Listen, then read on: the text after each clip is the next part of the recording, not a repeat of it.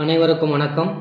இன்னைக்கு 6ஆம் வகுப்பு பழைய புத்தகத்தில் இருக்கக்கூடிய ஒரு தனிப்பாடல் பார்க்கலாம் வாங்க. தனிப்பாடல் சரியா? புலவர் பலர் பாடிய பாடல்களின் தொகுப்பு தனிப்பாடல் திரட்டு அப்படின்னு சொல்கிறாங்க. சரியா?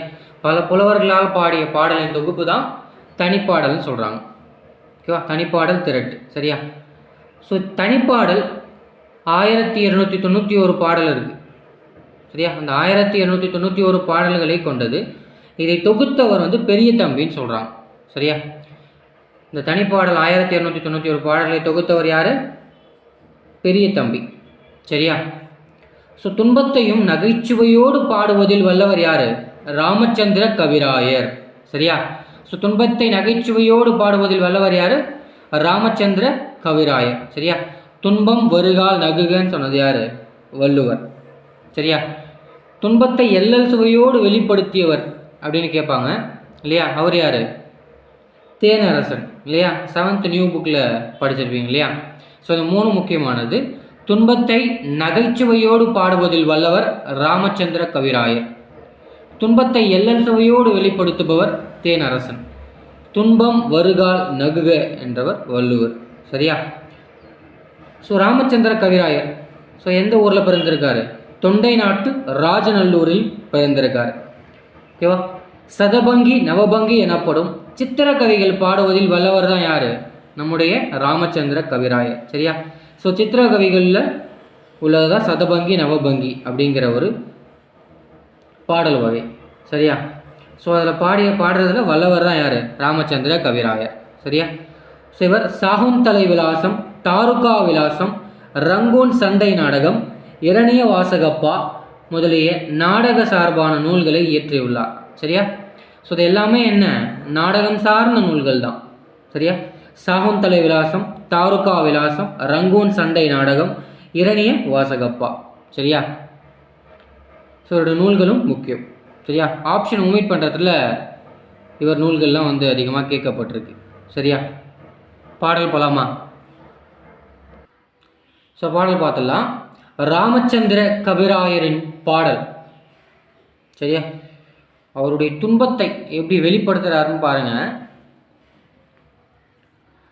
கல்லைத்தான் மண்ணைத்தான் காய்ச்சித்தான் குடிக்கத்தான் கற்பித்தானா, இல்லைத்தான் பொன்னைத்தான் எனக்குத்தான் கொடுத்துத்தான் ரச்சித்தானா, அல்லைத்தான் சொல்லித்தான் ஆரைத்தான் நோவத்தான் ஐயோ எங்கும், பல்லைத்தான் திறக்கத்தான் பதுமத்தான் புவியில்தான் பண்ணினானே, வணக்கம் வரும் சில நேரம், குமணகண்ட வலிப்பு வரும் சில நேரம், வலியச் செய்ய கணக்கு வரும் சில நேரம், வேட்டை நாய்போல் கடிக்க வரும் சில நேரம், கயவர்களுக்கெல்லாம் இணைகவரும் படி தமிழை பாடி பாடி எத்தனை நாள் திரிந்து திரிந்து உழல்வேன் ஐயா, குணக்கடலே அருள்கடலே அசுரரான பரங்குன்றாளனே, அசுரரான குறைகடலை வென்ற பரங்குன்றாளனே அப்படின்றார். சரியா?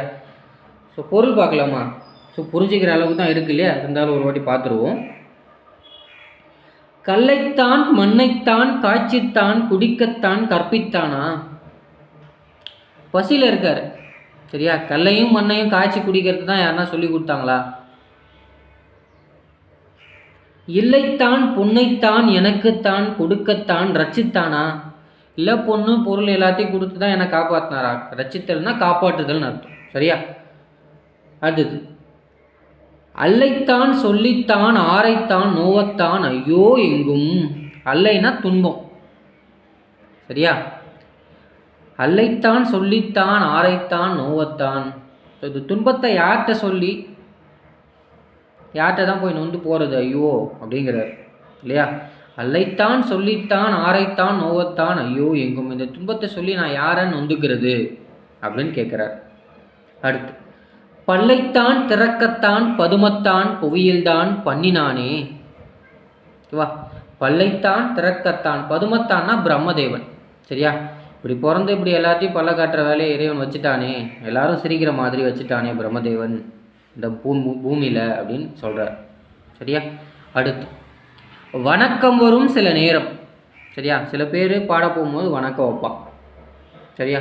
குமனகண்ட வலிப்பு வரும் சில நேரம் அப்படின்னு சொல்லுவோம் இல்லையா? இப்போ வந்து யாராவது நம்மகிட்ட ஏதாவது கேட்கும்போது அப்படின்னோம்னா ஒரு மாதிரி இருக்கும் இல்லையா? அதுதான் அந்த வலிப்புன்னு சொல்கிறது. குமனகண்ட வலிப்பு வரும் சில நேரம், வலிய செய்ய கணக்கு வரும் சில நேரம். இப்போ நம்ம போய் இருக்கும்போது நம்ம வந்தது தெரியும், ஆனாலும் பிஸியாக இருக்க மாதிரியே ஏதாவது எழுதுறது, ஏதாவது கணக்கு வழக்கு பார்க்குறேன்ற பேரில் இருக்குது இல்லையா? ஸோ அதுதான் வலிய செய்ய கணக்கு வரும் சில நேரம், அதாவது கண்டுகொள்ளா தன்மைன்னு சொல்கிறாங்க இல்லையா? வலிய செய்ய கணக்கு வரும் சில நேரம், வேட்டை நாய் போல் கடிக்க வரும் சில நேரம். எத்தனை வாட்டி சொல்கிறது, போ முடியாது அப்படின்னு ஒரு மாதிரி சொல்லுவோம் இல்லையா? அதுதான் வேட்டை நாய் போல் கடிக்க வரும் சில நேரம். கயவர்களுக்கெல்லாம் இணைகவரும் படி தமிழை பாடி பாடி எத்தனை நாள் திரிந்து திரிந்து உழல்வேன் ஐயா. சரியா? பிறக்கிறவன்லாம் யாரு? திருட்டு பயிலுக. இவனுக்கிட்டெல்லாம் போய் அழகான என் தமிழை பாடி பாடி எத்தனை நாள் நான் திரிஞ்சு கஷ்டப்படுறது. குணக்கடலே, முருகப்பெருமான சொல்கிறார் இல்லையா? குணக்கடலே, அருட்கடலே, அசுரரான குறைகடலை வென்ற பரங்குன்றாளனே, காத்து ரட்சிப்பாயாகப்பா அப்படின்றார். ஓகேவா? நான் காப்பாற்றுங்கன்றார் இல்லையா? ஸோ கல்லையும் மண்ணையும் காய்ச்சி குடிக்க தான் சொல்லி கொடுத்தீங்களா, இல்லை காசு பணத்தை தான் கொடுத்தீங்களா? இந்த துன்பத்தை நான் யார்கிட்ட தான் சொல்லி யாரை தான் வந்துக்கிறது? இந்த புவியில் எல்லாரும் சிரிக்கிற அளவுக்கு பிரம்மதேவன் இப்படி பண்ணிட்டியப்பா. சில நேரம் போனால் வணக்க வைக்கிறான், சில நேரம் போனால் உச்சி கொட்டுறான், சில நேரம் கத்துறான், கண்டுக்க மாட்டேன்றான். இந்த மாதிரி திருட்டு பயல்கள்லாம் இருக்கிற இடத்துல நான் என் அழகான இனிமையான செந்தமிழை பாடி பாடி எத்தனை நாள் தான்ப்பா தெரிந்து உழல்றது. முருகா, அசுரனை வென்ற பரங்குன்ற ஆளனே, காப்பாயாகப்பா அப்படிங்கிறார். சரியா? இதில் அவரோட அதீத துன்பமும், ஸோ அதை வந்து ஒரு நகைச்சுவையோடு கலந்தும் ரொம்ப அழகாக வந்து பாடியிருக்கார் இல்லையா? இதை நம்ம மைண்ட் செட்டுக்கு ஏற்ற மாதிரி நம்ம எடுத்துக்கணும். ஓகேவா?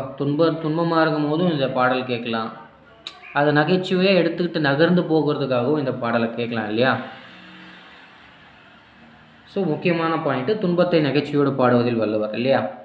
ஸோ இதுலேருந்து ஏதாவது பாடல் வரிகளை கொடுத்துட்டு கேட்குறதுக்கும் வாய்ப்புகள் இருக்குது. சரியா? அவரோட நூல்களையும் பார்த்து வச்சுக்கிறது நல்லது இல்லையா? ஸோ மற்றவங்களுடைய நூலெல்லாம் படிக்கும். ஸோ இது ஆப்ஷனை ஒமிட் பண்ணுறதுக்கு இவருடைய நூல்கள் வந்து நிறைய இடத்துல பயன்படுத்துகிறாங்க, இயர் கொஸ்டின் பேப்பர்லேயும். ஸோ பார்த்துக்கோங்க. சரியா? ஸோ இது ஒரு வாட்டி பார்த்தாலே புரிஞ்சிட்டாலே ஓகே தான் இல்லையா? எப்பயுமே பாடலில் வந்து பொருளை புரிஞ்சிக்கிட்டு ஒரு வாட்டி படிச்சிருங்க, நல்லாவே புரியும் இல்லையா? ஸோ அடுத்த கிளாஸில் பார்க்கலாம். வீடியோ பிடிச்சிருந்தால் லைக் பண்ணுங்கள், ஷேர் பண்ணுங்கள், கமெண்ட் பண்ணுங்கள், முக்கியமாக சப்ஸ்கிரைப் பண்ணுங்கள். நன்றி.